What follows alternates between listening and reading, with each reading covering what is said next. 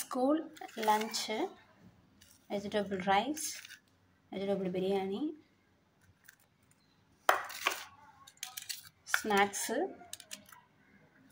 Goa and banana. கொஞ்சம் salt add பண்ணிக்கோங்க, taste நல்லாயிருக்கும்.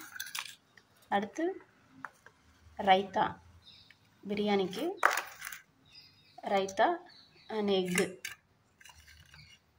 காலையில் சாப்பிட்றதுக்கு பிரேக்ஃபாஸ்ட் வந்து பிரியாணியே ஓகேன்ட்டாங்க, அதனால் தோசை ரெடி பண்ணலாம்.